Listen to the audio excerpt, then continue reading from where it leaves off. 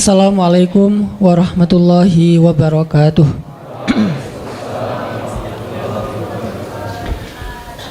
Alhamdulillahirabbil alamin, hamdan katsiran tayyiban mubarakan fih kama yuhibbu rabbuna wa yarda.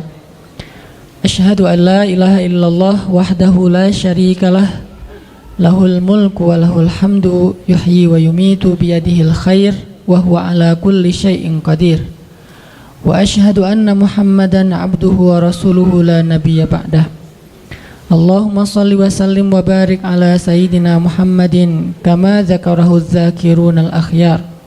Wa salli wa sallim wa barik ala sayyidina wa habibina Muhammadin makhtalafal lailu wan nahar. Wa salli wa sallim wa barik ala sayyidina wa habibina wa nabiyyina wa azimina Muhammad wa alal muhajirin wal ansar. Nahmadullaha ta'ala wa huwal mahmud wa huwal hamdi ahl wa nashkuruhu wa huwal mashkur wa huwa lisyukri ahl. Rabbi syrah li sadri wa yassir li amri wahlul 'uqdatan min lisani yafqahu qawli.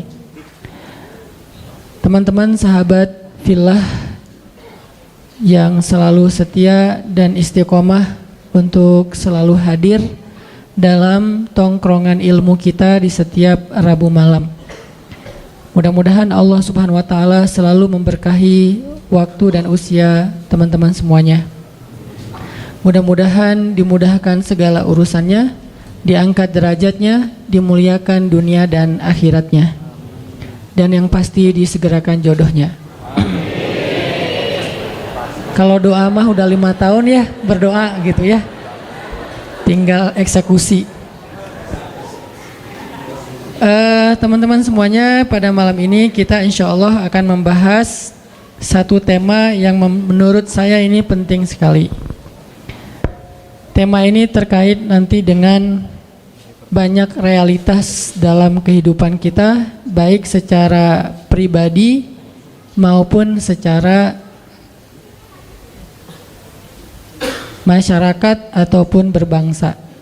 Mudah-mudahan dengan tema ini kita punya bahan berpikir, kita punya wawasan yang diambil dari referensi yang maha benar yaitu Al-Quran, dari referensi yang selalu benar yaitu Al-Hadis, agar wawasan ini bisa menjadi bahan berpikir. Kenapa? Karena anak muda itu saya pikir adalah masa yang paling baik untuk berpikir kemudian menentukan sikap dengan kritisnya, dengan logika yang tajamnya, dengan semangat atau spiritnya yang luar biasa, sehingga anak muda yang sedang memiliki potensi yang besar seperti ini, dan ini hanya sekali dalam hidup kita terjadi, yaitu di masa muda, syabab. Kalau kita tidak cukup bahan berpikir, maka akhirnya kita akan salah menentukan sikap. Baik sikap itu sikap personal maupun sikap dalam bentuk kolosal yang disebut dengan umat, disebut dengan masyarakat, disebut dengan sosial, disebut dengan bangsa. Dan nanti sikap-sikap kolektif kita itulah yang akan menentukan arah dari perjalanan bangsa yang kita cintai. Sikap kolektif kita itulah yang akan menentukan wajah dari Indonesia ke depan. Nah, sikap kolektif ini dibangun dengan berdasarkan apa? Berdasarkan wawasan-wawasan yang menjadi bahan berpikir. Jadi sedikit demi sedikit kita mencoba, walaupun kita bukan peneliti, kita itu bukan seorang filosof, kita bukan pemikir, tetapi Allah Subhanahu wa taala mengamanahkan kepada kita akal dan hati. Untuk kita gunakan akal itu dan kita jadikan hati sebagai kompas kita dalam menentukan arah. Mudah-mudahan dengan akal, hati, spirit, walaupun kita bukan berperan sebagai seorang pemikir, mudah-mudahan pemikiran-pemikiran kita itu kalau tidak pun memberi pengaruh yang besar dalam pemikiran publik, setidaknya dia bisa menjadi penentu dari pola pikir dan sikap personal kita sebagai seorang muslim. Saya anggap ini sesuatu yang penting. Kita malam ini akan membahas tentang sifat munafik. Kenapa pembahasan tentang sifat munafik ini penting? Bukan soal menghindari sifat itu, Karena kalau menghindari sifat itu mudah-mudahan buat kita mudah. Kita nggak pengen jadi orang munafik. Ada yang bercita-cita jadi munafik? Nggak mungkin ya. Bercita-cita jadi orang yang kufur kepada Allah juga lebih, nauzubillah min dzalik. Dua-duanya bukan life goal siapapun di antara kita. Jadi tujuan kita membahas tentang sifat munafik bukan untuk sekedar terhindar dari sifat-sifat itu. Saya yakin di sini insya Allah nggak ada yang di dalam hatinya ada nifak, ada kemunafikan. Walaupun kita berusaha untuk terus menjaga diri agar terhindar dari sifat-sifat nifak atau kemunafikan. Dan kita membahas tema munafik juga bukan dalam rangka mau menjatuhkan satu orang ataupun satu golongan. Tetapi kita membahas sifat munafik yang lebih pentingnya adalah agar kita bisa menentukan sikap. Kita bisa menentukan sikap pribadi kita, siapa yang harus kita bela dan siapa yang harus kita hindari. Karena itu penting dalam kehidupan kita pribadi dan kehidupan kita berbangsa. Siapa yang kita harus bela dan siapa yang harus kita tinggalkan. Ini dalam kaidah syariah disebut dengan al-wala dan al-bara. Pernah dengar istilah itu? Wala dan bara. Wala dan bara dalam Islam itu termasuk pembahasan prinsip. Bukan masalah-masalah furu'iyah. Furu'iyah itu masalah tambahan dalam agama. Sehingga kalau dia pun berbeda satu dengan yang lain, tidak terlalu fundamental hasilnya. Tidak membuat seseorang menjadi kafir, tidak menjadikan seseorang langsung dijudge ahli neraka, tidak menjadikan seseorang langsung dijudge sebagai orang yang sesat. Kenapa? Hanya masalah furu', masalah tambahan dalam urusan syariah. Misalnya masalah ibadah sunnah, masalah-masalah yang sering diperdebatkan oleh ulama dalam khilafiyah mazhab, itu namanya furu'. Jadi kalau ulama berbeda pendapat, biasanya itu furu'. Karena ulama tidak berbeda pendapat dalam urusan yang prinsip dalam agama. Mereka tidak berbeda pendapat. Rata-rata kalau kita temukan ada perbedaan pendapat, baik itu fikih ataupun akhlak, maka biasanya itu adalah ciri-ciri permasalahan itu termasuk permasalahan furu'iyah, tambahan, cabang, bukan akarnya tapi cabangnya. Kalau dalam masalah usul, usul itu bahasa Arab yang jadi bahasa Indonesia, usul. Usul itu asal, asal itu bahasa Indonesia juga asli. Karena dulu saya ngajar bahasa Arab dan saya ketika ngajar bahasa Arab bukan ngajar grammar, tapi mencoba untuk ngajarin vocab Arab yang banyak hubungannya dengan bahasa kita biar nggak terlalu susah menghafal. Ternyata 90% dari bahasa Indonesia itu memang diserap dari bahasa Arab. Dan itu kenyataan yang nggak bisa kita pungkiri bahwa dalam pembentukan bahasa nasional kita itu ada banyak sumbangsih para ulama karena dia terserap dari bahasa Arab. Jadi asalnya asal atau asal, asli, asli, usul, usul ya. Semuanya bahasa Indonesia yang diambil dari bahasa Arab. Jadi asalnya sesuatu itu namanya akar. Furu, cabangnya sesuatu yang tumbuh dari akar. Nah biasanya ulama kalau berbeda pendapat dalam sesuatu pasti itu furu'iyah. Sehingga kalau kita mendengar ada pendapat yang satu mengatakan A, yang satu mengatakan B, berarti itu masalah furu'iyah dan kita nggak perlu ribut dalam masalah itu.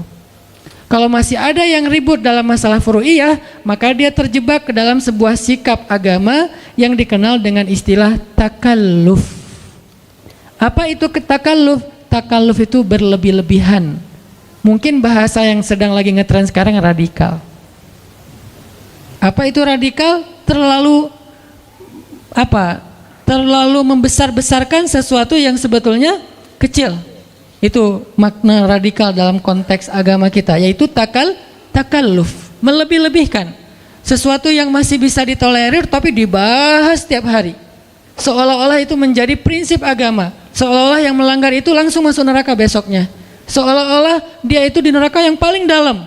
Seolah-olah dia yang paling celaka di muka bumi. Nah ini namanya takalluf. Nah, ini radikal yang sebenarnya. Terlalu takalluf dalam urusan furu, dalam urusan mazhab.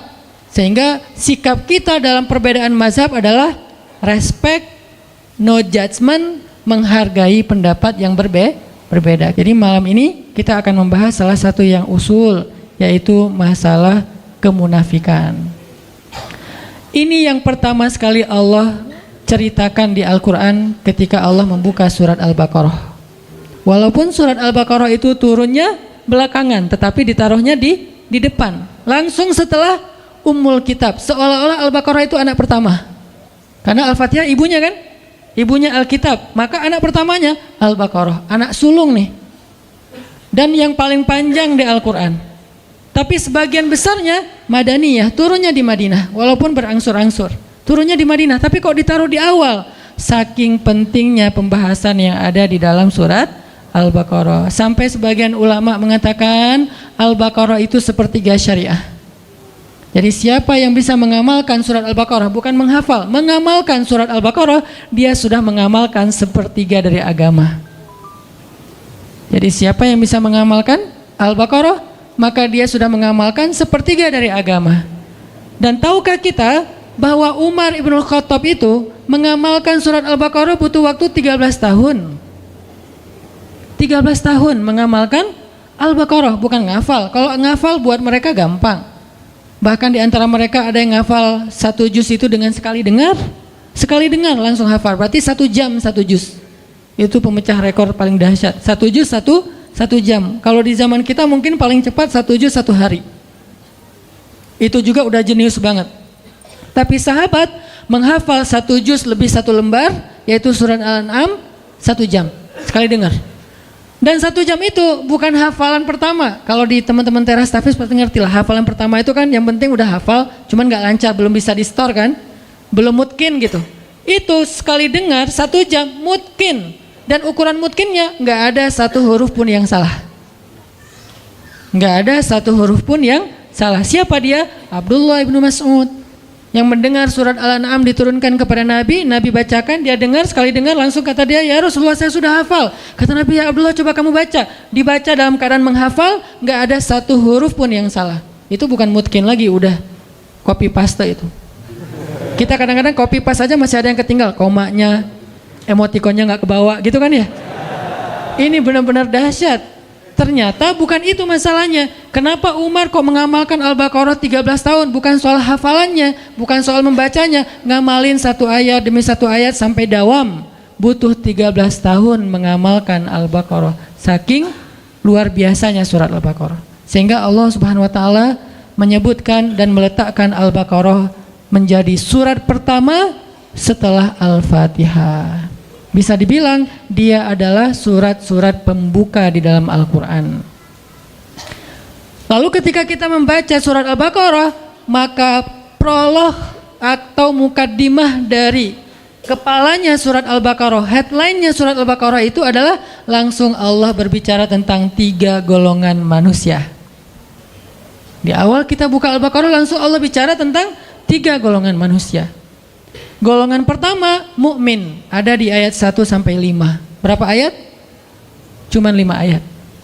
Lebih efektifnya lagi 4 ayat, karena alif lam mim itu termasuk ayat mutasyabihat yang tidak ada yang tahu artinya selain Allah. 5 ayat berbicara tentang orang mukmin. Kemudian golongan kedua orang yang kafir, artinya orang yang ingkar kepada Allah Subhanahu wa taala, enggak percaya dan tidak beriman. Berapa ayat? Cuman 2 ayat. Ayat 6 dan ayat 7.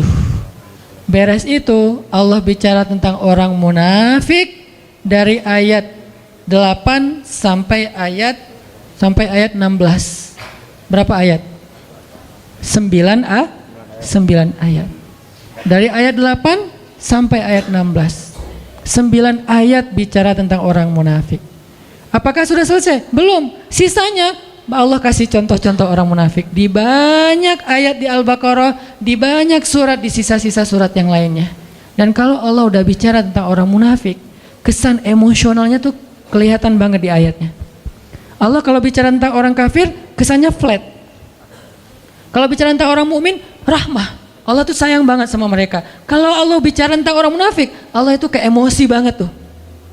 Disebutin orang munafik tuh gini, kalian harus hati-hati ya, kalian harus hati-hati. Jadi Allah itu kayak khawatir banget kita terhadap perangai dan kejahatan orang munafik.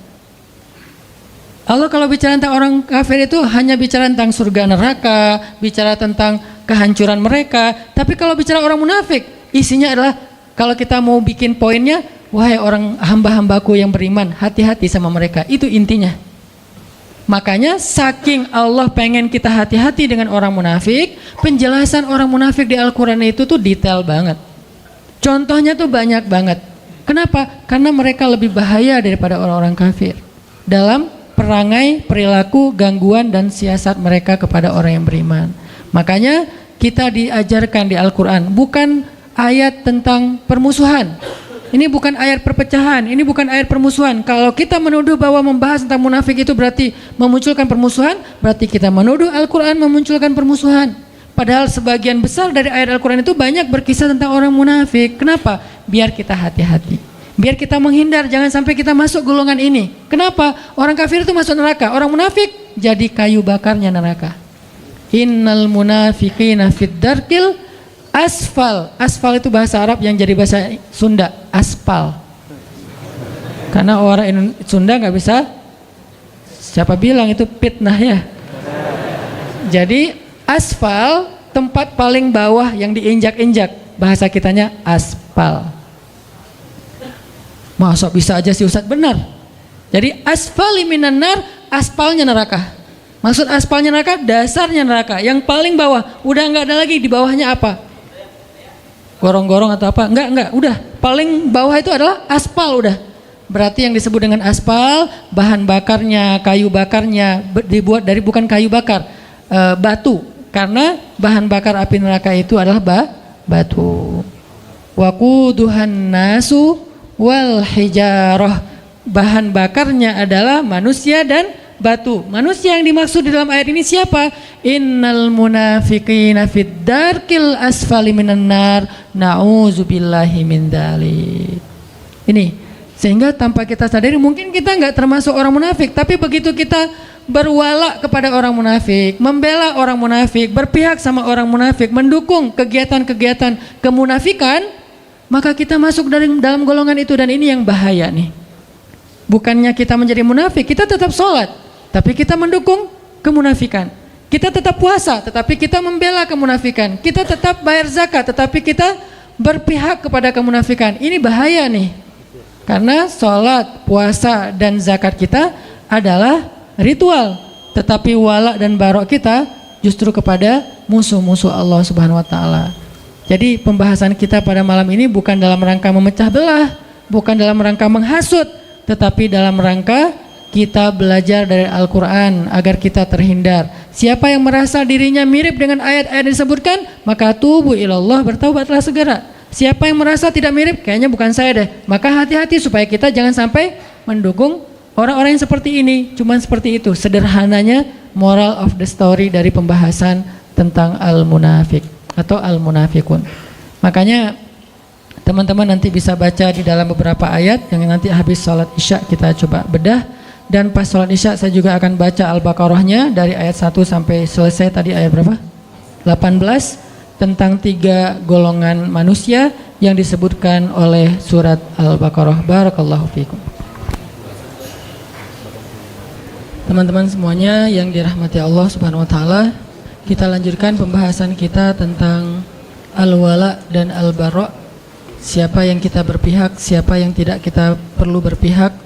Dalam hal ini kita mengambil salah satu contohnya adalah orang-orang munafik. Jadi dalam konteks Islam kita nggak boleh berpihak kepada orang munafik. Tapi kalau kita kasihan kepada dia secara manusiawi, itu sangat boleh, bukan hanya boleh, harus.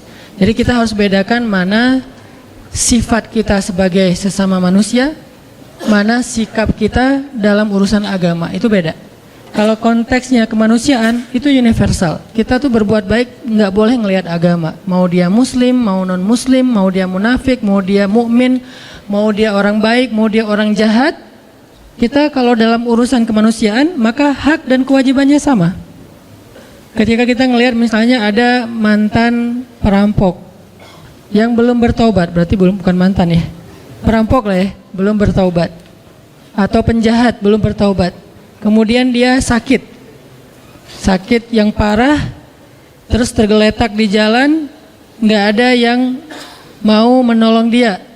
Lalu kita lewat dan kita mampu menolong kita, maka di dalam konteks ini kita wajib untuk menolong dia. Terserah dia seorang penjahat, dia seorang ahli maksiat, bahkan dia orang yang musyrik kepada Allah, orang yang tidak beriman kepada Allah. Karena konteksnya di sini adalah konteks kemanusiaan, nggak ngelihat agama, apalagi ngelihat negara ya. Agama aja nggak boleh jadi sekat kalau dalam konteks kemanusiaan, apalagi negara. Jadi kalau kita bicara Palestina, Suriah, mentang-mentang di sana mayoritasnya Muslim terus jadi nggak ditolong? Enggak.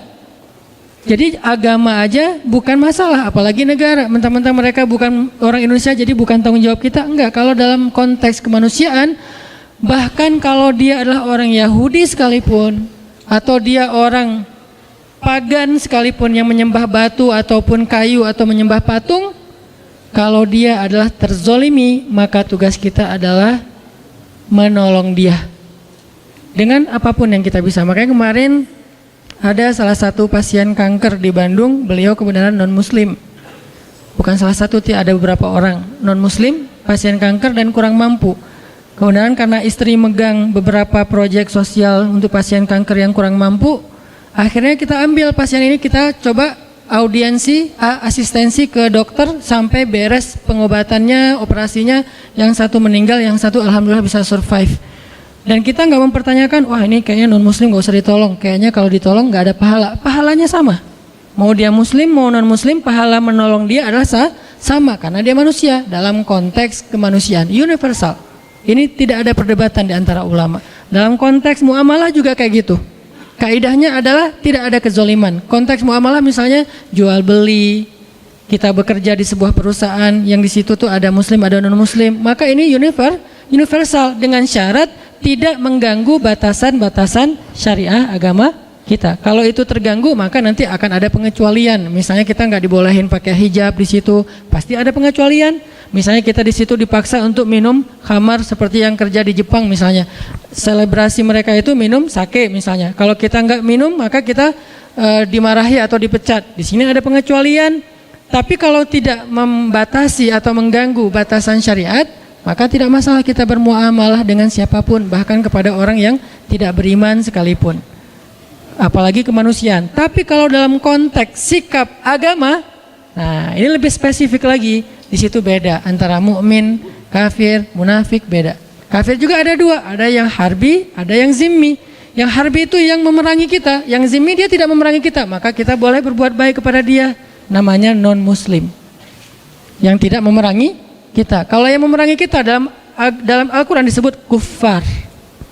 Kalau yang tidak memerangi, mereka tidak dipanggil dengan bahasa orang kafirun, tetapi mereka disebut dengan orang Yahudi, orang Nasrani, orang musyrikun dan seterusnya.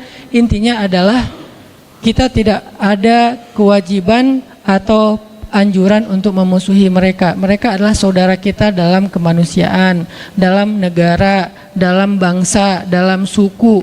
Dalam konteks apa? Dalam konteks muamalah, dalam konteks kemanusiaan.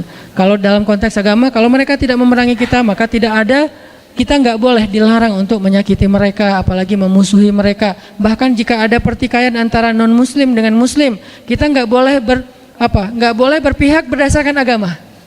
Ada pertikaian nih dalam urusan muamalah, urusan dagang kah, urusan jual beli kah, jual beli tanah, jual beli rumah, jual beli mobil dan seterusnya. Ada masalah nih, termasuk masalah misalnya kayak masalah pekerjaan, masalah muamalah. Kalau misalnya ada pertikaian di antara mereka, nggak boleh kita berpihak karena dasarnya agama. Nih saudara saya muslim, saya belain dia. Belum tentu dia benar, bisa jadi dia yang salah. Maka di situ konteksnya adalah adil. Nggak boleh gara-gara kita beda agama terus kita bersikap zolim. Kalau dia beda agama dengan kita, tapi dia konteksnya di situ korban, maka kita harus membela dia, bahkan terhadap saudara kita yang sama-sama muslim, kalau ternyata saudara yang muslim itu adalah justru yang zalim. Jadi inilah konsep adilnya Islam. Dan di sini kita juga belajar tentang bab wala dan barok dalam contoh-contoh yang sederhana. Jadi nggak boleh mentang-mentang pokoknya belain aja yang namanya muslim, kita harus bela. Enggak. unsur akhaka zaliman au mazluman. Tolonglah saudara kamu dalam keadaan zalim atau terzolimi. Ini maksudnya apa nih? Kan kita harus nolongin saudara kita Ustaz walaupun dia zalim. Menolong saudara kita yang zalim artinya hindarkan dia dari kezaliman. Kalau dia udah terlanjur melakukan kezaliman, maka tegakkanlah keadilan. Wa'adilu huwa aqrabu littaqwa. Bersikap adillah karena dia yang paling dekat kepada ketakwaan. Bahkan kepada orang yang kita benci kita harus bersifat adil, fair bahasa sederhananya. Kayak gimana? Kita nggak suka dengan satu kelompok. Apakah dasarnya agama, dasarnya golongan, dasarnya emosional pribadi? Nggak suka aja dengan satu kelompok. Kan ada yang suka gitu ya. Satu grup WhatsApp nggak suka kepada grup WhatsApp yang lain. Namanya grup sebelah. Terus gara-gara kita nggak suka, kita bersikap nggak fair. Ini bukan sifat Muslim. Kenapa Allah berfirman, wala yajrimannakum syana'anu qaumin ala alla ta'dilu i'dilu huwa aqrabu littaqwa. Janganlah kebencian kalian kepada satu grup WhatsApp. Ini terjemahan apa? Ini contohnya. Janganlah kebencian kalian kepada satu kelompok, satu golongan, satu grup membuat kalian bersikap tidak adil kepada mereka. Maka bersikap adillah karena keadilan itu dekat kepada ketakwaan. Jadi nggak boleh gara-gara kita nggak suka terus kita nggak fair dalam urusan muamalah, dalam urusan hak dan kewajiban, dalam urusan kemanusiaan nggak boleh. Tapi dalam urusan sikap, agama, dakwah dan syariah, maka di sini ada penjelasan dan koridornya sendiri. Yang akan kita bahas hari ini adalah sikap kita yang berkaitan dengan pembelaan kita terhadap agama, menegakkan agama Allah Subhanahu wa taala. Dan hal yang perlu kita pahami yang akhir-akhir ini mulai agak dikhawatirkan, ditakut-takuti sehingga kita jadi resah. Menegakkan agama itu bukan berarti meruntuhkan negara. Sejak kapan agama dan negara itu kontradiktif? Sejak kapan? Gara-gara kita negakkan agama lantas meruntuhkan negara? Nggak mungkin. Kalau dia meruntuhkan negara berarti dia meruntuhkan agama. Itu satu paket. Kalau dia meruntuhkan negara, memecah belah negara berarti dia memecah belah umat, memecah belah agama, meruntuhkan agama. Sama itu. Dan kalau dia menegakkan agama, maka dia menegakkan negara. Karena satu paket, nggak bisa dipisahkan. Siapa yang berbuat rusak di muka bumi, maka dia telah melanggar ayat Allah Subhanahu wa taala, yufsiduna fil ard. Mereka merusak di muka bumi, walakin la yash'urun. Cuman mereka nggak ngerasa. Jadi Allah menyuruh kita untuk islah, memperbaiki, imarah, membangun, bukan justru merusak. Jadi nggak mungkin orang yang pengen menerapkan agama dalam konteks pribadinya berarti jadi masalah dalam sebuah tatanan negara, itu nggak mungkin. Kalau dia memahami agama itu secara komprehensif, bukan parsial. Tapi kalau dia memahami agama secara parsial, mungkin aja. Maka solusinya adalah apa? Pelajari agama secara lebih dalam, bukan dihindarkan dari belajar agama ya. Kalau kita dilarang untuk belajar agama, berarti kita dibiarkan untuk awam tentang kebenaran. Ketika kita nggak ngerti tentang konsep kebenaran, maka kita akan bisa saja menjadi masalah dalam sebuah lingkungan, masyarakat dan bangsa. Justru kita nggak mau itu terjadi. Belajarlah agama supaya punya konsep kebenaran. Dan konsep kebenaran agama, apalagi Islam, adalah konsep yang sangat rahmatan lil alamin. Lalu apa yang membuat orang takut belajar Islam? Kalau setelah belajar Islam dia menjadi rahmah bagi alam semesta. Sekarang kita buat program dakwah lingkungan, yaitu dengan less waste. Itu adalah syariat Islam. Jangan berpikir less waste itu hanya masalah isu lingkungan, isu climate change dan segala macam. Bukan. Ini bukan masalah lingkungan, bukan masalah alam, bukan masalah ozon. Ini masalah agama. Sehingga ketika ini saya coba presentasikan kepada para ustadz-ustadz bangun negeri, mereka semuanya sepakat ini tuh masalah agama. Lalu saya tanya, kenapa dakwah nggak pernah mengangkat isu ini? Oh ya, kita baru ngeh sekarang. Ya udah yuk kita angkat isu ini, isu lingkungan. Biar orang lihat Islam itu bukan cuma narasi ibadah. Islam itu bukan cuma sholat 5 waktu, walaupun itu wajib dan tidak ada perdebatan tentangnya. Tetapi dia belum komprehensif, dia masih parsial. Terlalu zoom in-nya kedekatan. Coba zoom out lagi deh. Ketika kita zoom out tentang Islam, kita akan melihat hal-hal yang lain yang luar biasa tentang Islam. Makanya kalau kita pengen menjadi solusi bagi bangsa, pengen jadi kebaikan bagi bangsa, bahkan bagi manusia, bahkan bagi alam semesta, maka belajarlah agama. Makanya kita perlu belajar tentang sifat munafik agar kita tidak terjebak di dalam sifat ini. Saya nggak tahu, mungkin suatu saat di antara teman-teman yang hadir sekarang akan jadi pejabat kah suatu hari nanti? Akan jadi seorang penguasa kah? Mungkin di sini ada yang calon presiden tahun 2000 sekian yang kita nggak tahu ya. Tiba-tiba presiden 2050. Ustadz, saya dulu mah jamaah latif. Wah, Masya Allah ya. Kan kita nggak ngerti kan? Jadi ketika nanti antum diberikan amanah kekuasaan oleh Allah, baik itu dalam bentuk jabatan maupun dalam bentuk eksistensi di tengah-tengah masyarakat, public figure, maka kita jangan sampai tanpa sadar terjebak mengambil sikap orang munafik, dan itu bahaya banget. Dan saya yakin semua kita akan jadi pemimpin, terutama yang di depan, minimal pemimpinnya si dia, ya. Kita memimpin keluarga dengan sikap orang munafik bahaya, apalagi memimpin masyarakat, lingkungan sosial, jangan, bahaya. Memimpin masjid aja kita harus tahu dulu mana wala dan mana barok, kalau nggak kacau. Memimpin RT, RW. Nah, balik lagi kepada pembahasan tentang Al-Baqarah dan Al-Munafikun. Al-Baqarah dan Al-Munafikun ini rata-rata kalau kita baca di Al-Quran, suratnya itu semuanya atau hampir semuanya surat Madaniyah. Rata-rata surat yang membahas tentang orang munafik itu surat Madaniyah. Apa arti surat Madaniyah atau ayat Madaniyah? Sebagian besar jawabannya surat dan ayat yang turun di Madinah. Itu ternyata bukan. Surat Madaniyah bukan surat yang turun di Madinah.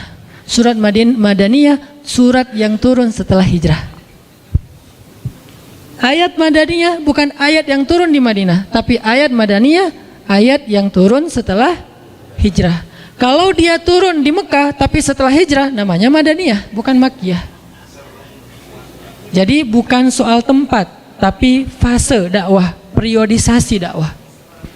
Yang turun setelah hijrah semuanya Madaniyah. Mau dia turun di Madinah, mau turunnya di Bani Quraidah, mau turunnya di Khaybar, mau turunnya di misalnya Mekah ketika terjadi perjanjian Hudaybiyah, semuanya Madaniyah, walaupun turunnya bukan di kota Madinah.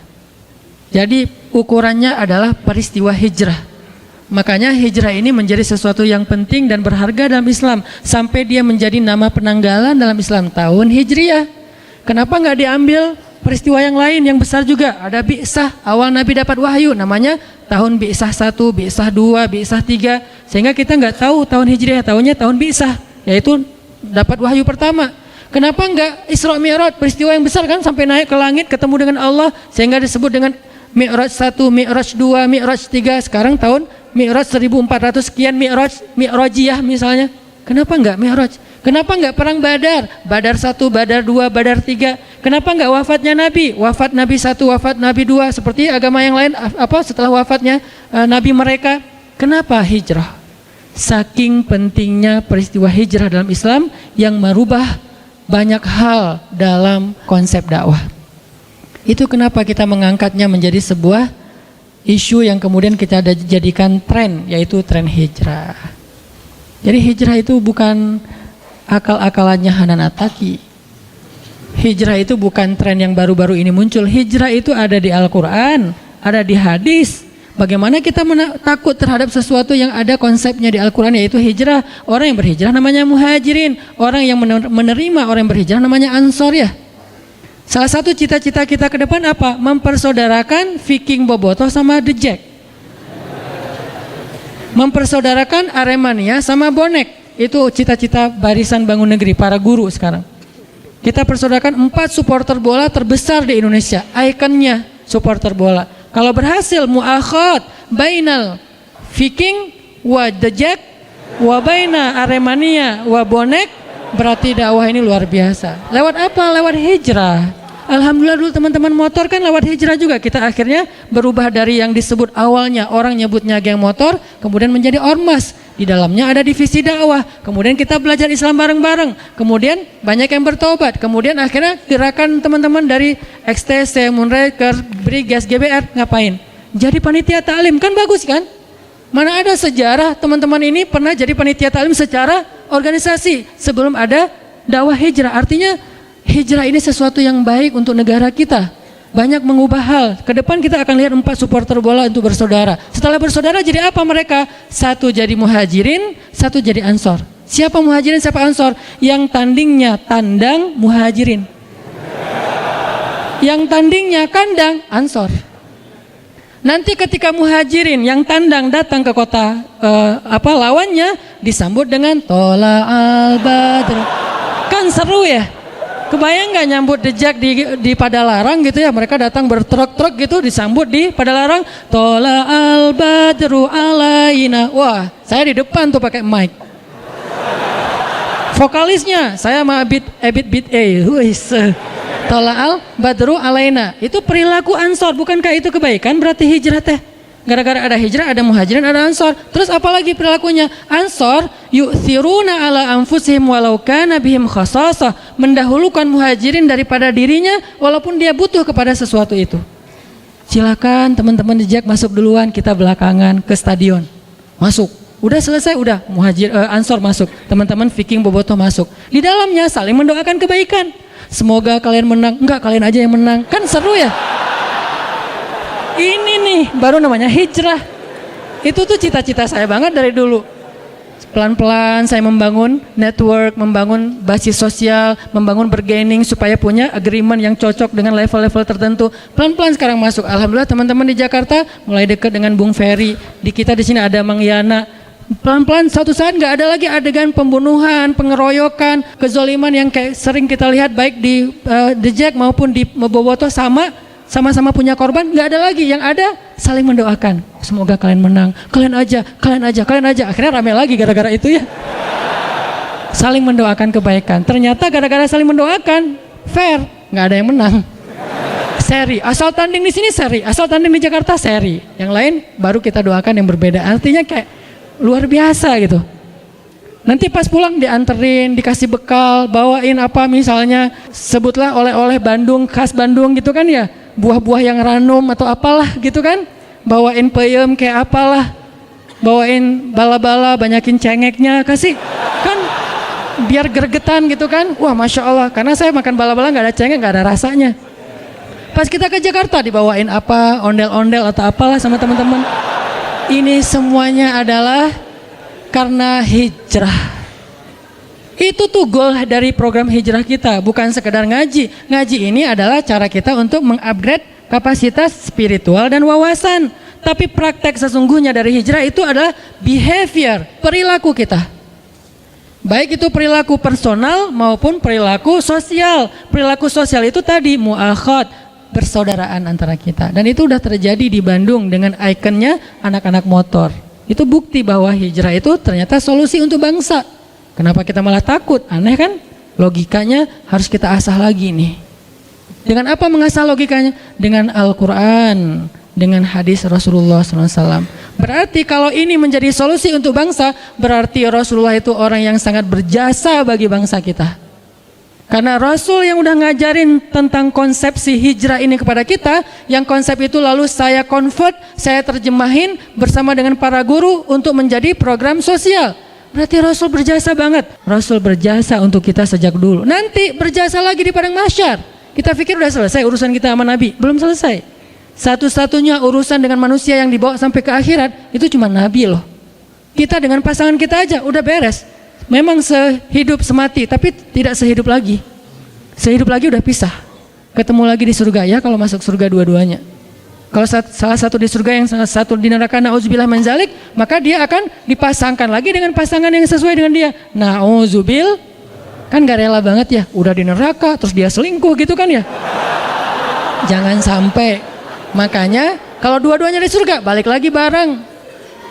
Makanya Rasul itu berjasa untuk kita bukan cuma di dunia teman-teman, sampai di padang mahsyar. Satu-satunya manusia yang teman-teman bisa lihat di YouTube beberapa booster saya tentang Rasulullah yang paling sibuk di akhirat, yang paling sibuk mengurus orang lain itu cuma satu orang, Nabi Muhammad SAW. Yang lain semuanya ngurus diri sendiri. Semuanya berlaku kalimat kullum ri'im minhum yawma idzin sya'nun yughnih. Semua orang pada hari itu sibuk dengan urusannya sendiri-sendiri. Illa Rasulullah SAW yang sibuk dengan urusan umatnya. Makanya nggak terputus urusan kita dengan Nabi, nggak terikat dengan zaman, tempat, terus sampai lintas zaman dunia dan akhirat. Jadi kita balik lagi, ternyata pembahasan tentang orang munafik itu muncul setelah hijrah. Bukan di Madinah, setelah hijrah. Kenapa baru muncul munafik ini? Gerakannya, kekacauannya setelah hijrah. Karena Islam setelah hijrah itu mulai eksis. Sebelum hijrah, Islam itu tertindas. Islam itu tersembunyi, hanya ada di beberapa golongan-golongan kecil, yaitu orang-orang yang lemah di kota Mekah. Tapi setelah hijrah, Islam itu eksis, kuat, berpengaruh. Muncullah orang-orang munafik, muncullah ayat-ayat tentang munafik, muncullah surat Al-Munafikun. Cari di Al-Quran itu surat apa? Madaniyah, surat yang turun setelah hijrah. Jadi nggak heran kalau kemunafikan dalam berbagai macam bentuk-bentuknya itu muncul setelah Islam semakin eksis dan berpengaruh. Orang mulai datang ke masjid beramai-ramai. Yang dulunya kita susah banget ngelihat anak muda ramai di masjid seperti sekarang ya. Dulu masjid itu diramaikan oleh siapa? Oleh kakek-kakek. Sekarang fenomenanya Masya Allah, setelah hijrah dalam konteks kekitaan, maka yadkhuluna fi dinillahi afwaja. Orang berbondong-bondong masuk ke dalam agama Allah. Agama di sini bisa artinya syariat, bisa artinya masjid, bisa artinya taklim. Berbondong-bondong. Baik itu kajian saya, kajian Ustaz Abu Somad, kajian Ustaz-Ustaz yang lain, semuanya ramai. Lebih ramai daripada konser. Setelah apa? Setelah hijrah. Maka dalam satu paket, begitu hijrah muncul, eksistensi Islam muncul, muncullah kemunafikan.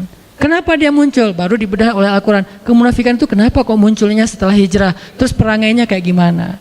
Itu kenapa surat-surat atau ayat kemunafikan itu rata-rata madaniyah. Pertanyaan berikutnya, kenapa kemunafikan muncul setelah hijrah dan Islam eksis? Salah satu masalahnya adalah ciri-ciri orang munafik atau golongan munafik adalah dengki. Bahasa Arabnya hasadin. Makanya ada doa min syarri hasidin idza hasad, dari kedengkian orang yang dengki.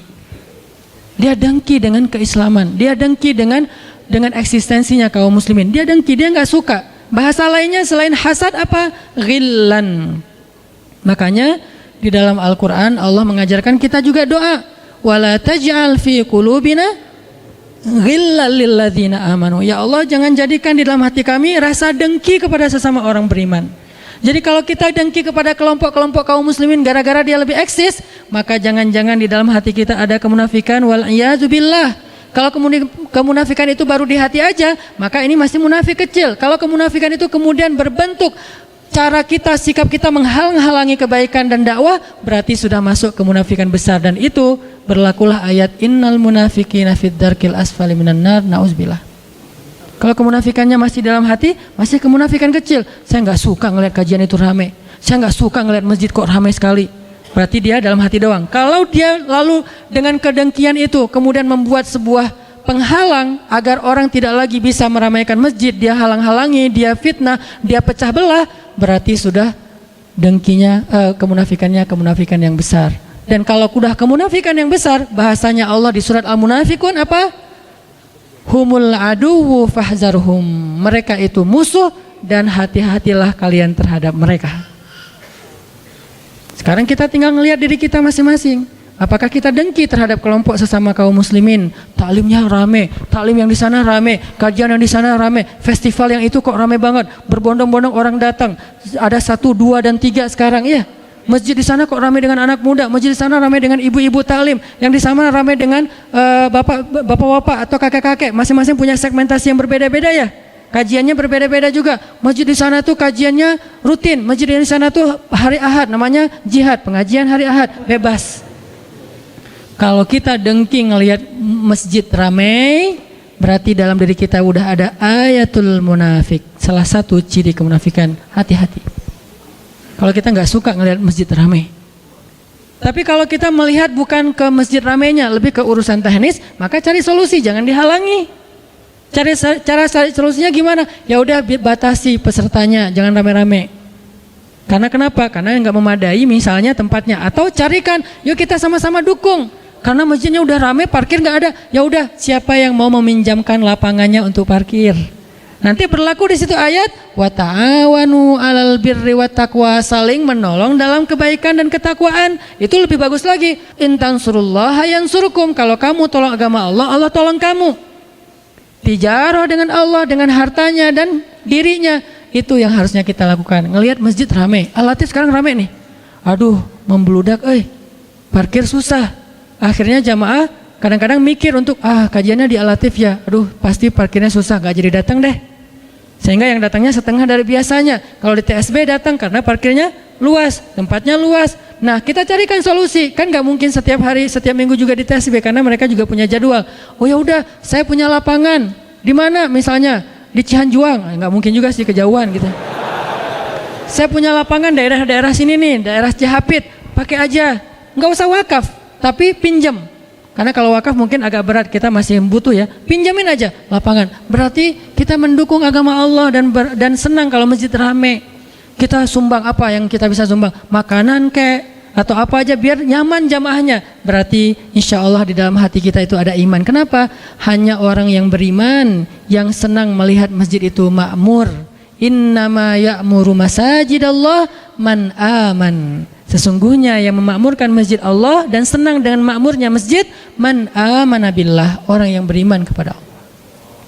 Tapi kalau kita dengki dengan dakwah, dengki dengan ta'lim, dengki dengan kajian, dengki dengan public figure yang bisa membawa banyak massa, crowd event, dengki dengan masjid yang semakin ramai, berarti jangan-jangan fi qulubihim marad, di hati mereka ada penyakit. Kalau penyakit itu enggak segera kita obati dengan istighfar dan taubat, maka Allah mengancam dengan kalimat fazadahumullahu marada. Allah tambahkan lagi itu penyakitnya sehingga dia semakin jauh dari Allah. Salah satu ciri kemunafikan dengki, enggak suka. Karena kedengkian itulah mereka suka mencela, suka menghina. Wa idza laqul ladzina amanu qalu amanna wa idza khalau ila syayatinihim qalu inna ma'akum innama nahnu mustazi'un. Suka membicarakan orang yang beriman di belakang mereka. Suka mencari-cari kekurangan orang yang beriman, mencari-cari kekurangan dakwah, dihalang-halangin, dirintang-rintangin, dicari sesuatu yang bisa menjelek-jelekan mereka. Ini adalah karena kedengkian. Sehingga akhirnya perangai mereka apa? Karena dengki, ya jelek-jelekin. Kita kalau udah benci sama seseorang, dengki kan cari kejelekannya. Makanya muncullah ayat wa idza ra'aitahum yakhuduna fi ayatina wa idza ra'aital ladzina yakhuduna fi ayatina fa'arid anhum. Kalau kalian melihat mereka memperolok-olok agama Allah, ayatnya, nabinya, syariatnya, hamba-hamba yang berimannya, maka tinggalkan mereka. Allah suruh kita tinggalkan, jangan berpihak sama mereka, apalagi nge-following, unfollow. Kalau penasaran, lihat aja pakai akun yang satunya. Jangan follow. Jadi tinggalkan di sini tuh unfollow. Ada di grup, left grup. Tapi dengan baik. Kalau orang yang di dalam grup tadi menurut kita dia berbuat sesuatu yang nggak nyaman dalam urusan agama, kita tinggalkan grupnya. Tapi kita nggak boleh ninggalin orangnya. Kita hanya meninggalkan perangainya, tidak meninggalkan orangnya. Kalau orangnya suatu saat butuh, kita boleh menolong dia. Bahkan harus. Jangan mentang-mentang dia pernah menghina agama Allah, terus kalau dia butuh kita nggak nolongin dia, enggak, tetap kita tolongin kalau kita mampu. Siapa yang menolong? Yang paling dekat dengan dia hubungannya. Al-aqrab summal aqrab. Adil ya, fair ya. Dalam urusan kesalahannya kita nggak mau ikutan. Tapi dalam urusan kebutuhan manusiawinya kita akan menolong dia. Itu fair banget. Itulah rahmatan lil alamin. Itu Islam. Bukan ditinggalkan sama sekali. Itu ekstremis. Bukan juga berpihak banget sama dia. Itu namanya cari muka. Atau dia labil nggak punya sikap. Islam itu wasaton, tengah-tengah. Arti tengah-tengah bukan labil. Dia dalam satu hal bersikap tegas, di sifat yang dalam hal yang lain dia bersikap penuh dengan kasih sayang. Satu, dengki, penyakitnya. Dua, penyakit munafik adalah sombong.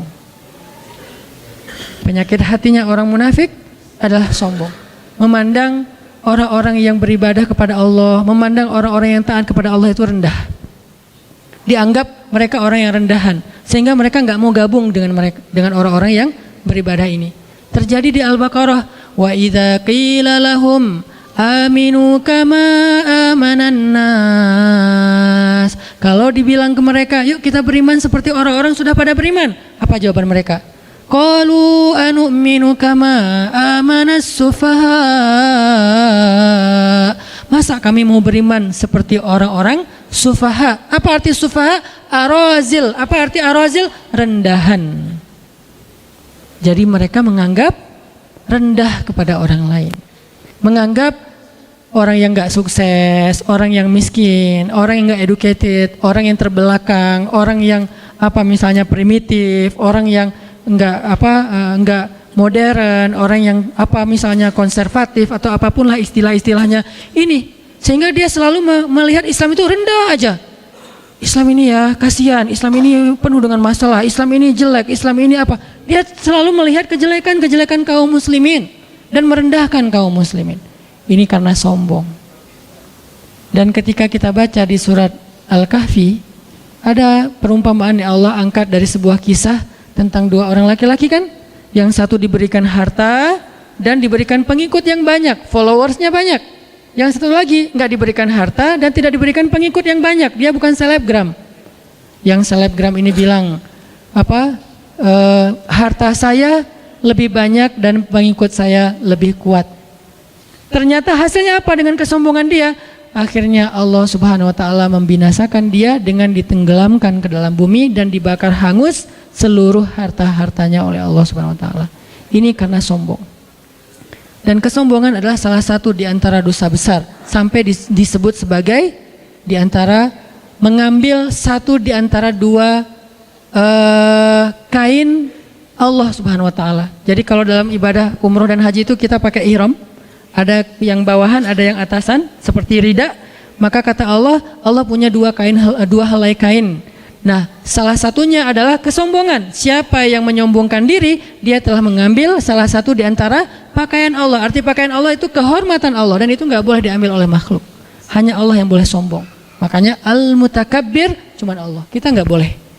Sehingga siapapun yang di dalam hatinya ada mithqala dzarrah, sekecil zarrah kesombongan, la yadkhulul jannah, tidak akan masuk surga. Hati-hati dengan sifat sombong. Mungkin kita merasa bahwa kita lebih luas pandangan atau wawasannya karena kita kuliah di luar negeri. Boleh, tapi jangan memandang orang lain rendah. Kita boleh banyak baca buku-buku ilmiah, filsafat segala macam, boleh, tapi jangan memandang orang lain itu bodoh, cuman kita doang yang pintar sendiri, nggak bisa.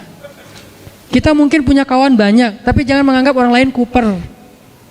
Anak masjid mah kurang gaul, kurang banyak teman dan seterusnya. Nggak bisa, sehingga kita merasa gengsi untuk duduk dengan anak masjid, gengsi untuk duduk di teras masjid, gengsi untuk duduk di dalam masjid, gengsi untuk duduk dalam dakwah. Nggak boleh. Ini adalah kiber, ini adalah sombong, dan kesombongan itu salah satu sifat orang munafik. 2. Yang ketiga, di antara ciri-ciri orang munafik yang harus kita hindari adalah mereka suka cari muka. Apa cari muka? Kalau di dalam surat An-Nisa itu disebutkan dengan bahasa mudzabdzabina baina dzalik. La ilaha ula wa la ilaha ula. Dia enggak ke sini, enggak ke sana. Dia tergantung kondisi. Kalau lagi orang Islam kuat, dia tiba-tiba mengaku bahwa dialah yang paling banyak, dia mendukung Islam banget, buat dia Islam itu adalah segalanya, segala macam. Tapi begitu ketemu dengan yang anti-Islam, dia bilang kita ini sama. Nah, ini munafik banget nih. Kan kita nyebutnya hipokrit kan? Karena dia bermuka dua. Sekali kita jadi teman, dia jadi teman kita, sekali jadi musuh kita. Di depan jadi teman, di belakang jadi musuh. Nah, ini kemunafikan. Dan ini kadang-kadang prakteknya bukan hanya dalam urusan agama, termasuk dalam urusan ngegeng ya. Dalam ngegeng di grup, kan dia ada di 2 grup. Kebenaran dia orangnya santuy kan. Jadi nggak pernah left grup. Di grup ini dia ada, di grup sebelah juga ada. Di grup sebelah dia ngomongin grup yang ini, di grup ini dia ngomongin grup yang sebelah. Nah, ini paling bahaya nih.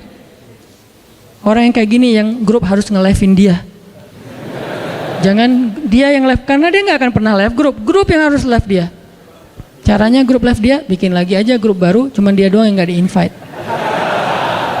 Karena dia adalah racun di dalam tubuh kita yang memecah belah di antara kita. Jadi menghasut di sana, menghasut di sini. Akhirnya namimah. Kalian tahu nggak di grup sebelah lagi ngomongin apa? Ngomongin apa? Ngomongin kalian. Aku tuh nggak bohong ya, ini aku capture, aku di forward. Soalnya aku sayang sama kalian, jadi aku ngomongin apa yang mereka omongin tentang kalian. Itu bukan sayang, itu namanya namimah, adu domba. Karena yang benar gimana? Kalau kita pun tahu mereka membicarakan yang di sini, jangan sampai orang ini tahu. Kenapa? Biar nggak rame. Kita diamin. Cukup sampai di kita aja. Jangan di save chatnya, jangan di capture. Terus gimana kalau perlu del chat? Chatnya kita di delete supaya kita nggak ada kesempatan untuk memberitahu ke sebelah. Terus kalau ditanya, ya di grup sebelah lagi ngomongin kita ya? Enggak kok. Oh, bohong dong kalau gitu Ustadz. Salah satu dusta yang dibolehkan di antara 3 adalah dusta demi mendamaikan di antara 2 orang mukmin yang bertengkar. Tapi niatnya mendamaikan ya, bukan cari keuntungan. Ada 3 kan dusta yang dibolehin. 1, dusta dalam perang. Masa perang kita jujur? Kami itu pasukannya jumlahnya sekian, strateginya ini. Jadi kalian siap-siap ya, nanti kita ketemu ya. Di mana ketemunya? Sherlock dong. Nah, ini perang atau janjiannya? Dalam perang, kata Nabi, al-harbu khida. Perang itu tipu muslihat. Jadi kalau dalam peperangan orang berbohong, menipu musuh, itu sesuatu yang dibolehkan. Emang harusnya kayak gitu. Masa mau jujur? Saya orangnya nggak bisa bohong. Kalian mau nanya apa? Nggak bisa bohong. 2, mendamaikan di antara mukmin yang bertengkar ya, bukan mukmin yang lagi baik-baik aja terus kita bohong, enggak, lagi bertengkar. Yang 3, berdusta untuk masa lalu terhadap pasangan halal. Dengan niat mau bertaubat dan melupakan, bukan modus pengen balikan. Ketemu di reuni, buka puasa bersama, pasangan kita nanya pas pulang, kenapa sih dia tadi ngeliatin kamu terus? Biasa, mantan pacar. 10 tahun loh kita pacaran, Pak. Itu nggak boleh. Aku kan orangnya jujur, Pak, nggak ada yang ditutup-tutupin. Nggak boleh, itu jujur yang membinasakan. Jujur yang berdosa, nggak boleh jujur. Terus gimana? Enggak, mungkin dia kayak lagi pangkling aja ngeliat kok aku udah nggak pakai kacamata misalnya atau apalah ya. Bilang apa aja, tapi dengan niat kita nggak akan balikan, bukan jadi modus. Kalau modus, innallaha alimun bidzatis sudur. Allah lebih tahu isi hati. Nah, orang munafik itu suka mencari muka. Sekali ngomongnya A, sekali ngomongnya Z. Pertama dia menghina kita, tapi di sisi lain dia memuji kita. Ini maunya apa sebetulnya? Nah ini nih nggak bisa dipegang orang kayak gini. Dia harus jelas keberpihakannya kemana. Tapi dia nggak perlu mencela siapapun. Saya jelas keberpihakan saya, tapi saya nggak suka mencela dan saya nggak suka terlibat dalam debat di sosial media. Jarang teman-teman ngelihat saya berdebat di sosial media. Kenapa? Buat saya perdebatan di sosial media itu tidak produktif, kecuali argumentatif ya. Karena ada juga perdebatan yang argumentatif, dia menjelaskan gagasan, oke itu bagus. Tapi kalau perdebatannya bentuknya saling membuli, ngapain? Sesama mukmin kita membuli. Nah, sesama yang ke masjid jangan saling mengganggu. Udah aja yang datangnya sholatnya apa misalnya qobliyahnya dua, yang nggak pakai qobliyah juga mangga. Kan ada masjid yang nggak pakai qobliyah, sholat tertentu kan, habis azan langsung iqomah, kecuali kalau kita memang karena ada taklim. Ada juga yang walaupun bukan rawatib, dia nunggu orang supaya nanti bisa iqomah udah penuh jamaahnya. Ini mazhab. Dia bermuka 2, yudzabzabina baina dzalik. Yang keempat, di antara ciri orang munafik itu adalah memecah belah. Wa idza qila lahum la tufsiduna fil ard qalu innama nahnu muslihun. Kalau dikasih nasihat janganlah kalian merusak di muka bumi, salah satu di antara maksud merusak adalah memecah belah. Jadi ajaran kita, narasi kita, ajakan kita, broadcast kita, postingan kita harusnya mempersatukan. Tapi kita tetap harus mengedukasi. Jangan gara-gara kita takut memecah belah terus akhirnya kita diam dan tidak mengedukasi apa-apa. Ketika kita posting tentang Suriah, tentang Rohingya, tentang Suriah, kita mengangkat sesuatu agar masyarakat aware untuk membantu. Bukan kita sedang memecah belah. Ketika kita bicara tentang negara, bukan memecah belah, tetapi agar kita semuanya aware dan care dengan negara kita. Yang membangun negara itu bukan cuma para politikus, kita rakyat juga punya hak membangun negara dengan karya. Makanya kita saling share supaya yuk kita bangun negara bareng-bareng. Dimulai dari mana? Karena kita muslim, dari masjid. Tapi jangan sampai kita saling menjelekan dan kemudian akhirnya menjudge orang lain. Yang kelima, orang munafik itu adalah ucapannya manis. Makanya Allah berfirman di surat Al-Munafikun, kalau kalian melihat penampilan mereka, kalian akan kagum karena penampilan mereka kayak orang-orang yang berpendidikan, ilmiah banget. Kemudian kalau mereka bicara, kalian akan takjub mendengar ucapan mereka. Ucapannya itu kayak yang benar gitu. Kayak yang benar, padahal mereka itu berargumen untuk menumpulkan pemahaman orang terhadap agama Allah Subhanahu wa taala. Jadi tidak semua orang yang pandai bicara berarti harusnya dia benar. Maka yang menjadi ukuran kebenaran dan yang salah bukan argumentasi seseorang, tetapi apa dasarnya, apa referensinya. Kalau dasar dan referensinya ayat Allah, hadis Rasulullah SAW, maka mudah-mudahan dia adalah orang yang berkata qaulan sadida, ucapan yang jujur, ucapan yang benar. Tapi kalau yang dia bicarakan itu justru bertolak belakang dengan ayat Allah, bertolak belakang kaidahnya, bukan mana ayatnya. Kadang-kadang nggak harus persis ayatnya, tetapi dia tidak bertolak belakang dengan ayat Allah, maka itu benar.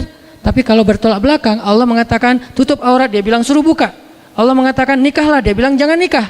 Nah ini bertolak belakang nih. Kalau bertolak belakang, kita jangan lihat argumennya, tapi lihat dalilnya. Bertentangan nggak dengan agama Allah? Bertentangan nggak dengan syariat?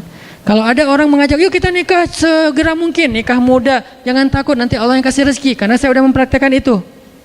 Saya udah punya pengalaman dan pengalaman itu saya share. Saya menikah nggak punya modal. Menikah nggak punya modal, tapi Allah modalkan, kemudian Allah mudahkan segala urusan. Punya anak awalnya nggak punya modal, makanya bawa ke bidan karena yang paling murah. Akhirnya bidannya lagi sekolah, saya lahirin sendiri. Istri saya ngelahirin, saya yang bidanin maksudnya. Ngebidanin sendiri. Kenapa? Karena nggak sanggup membawa ke rumah sakit. Tapi apakah udah berakhir hidup saya? Enggak. Setelah itu Allah kasih rezeki, ujian rezeki. Karena kenapa? Fa inna ma'al usri yusra. Sehingga saya mengajak, memotivasi anak muda, yuk nikah. Tujuannya apa? Biar kita tidak terjebak dalam pergaulan bebas, perzinahan yang diawali dengan pacaran, yang diawali lagi dengan pacaran Islami. Ya. Karena semuanya adalah bahasa talbisul iblis. Kita tinggalkan pacaran, udah pacarannya habis nikah aja. Itu tuh goals dari saya membawa tema-tema jomblo fisabilillah.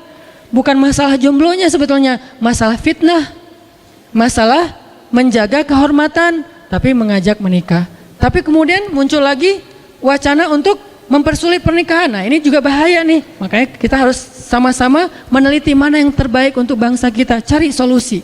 Kalau menurut saya, anak muda itu dikasih beasiswa nikah. Siapa yang menikah, beasiswa mahar.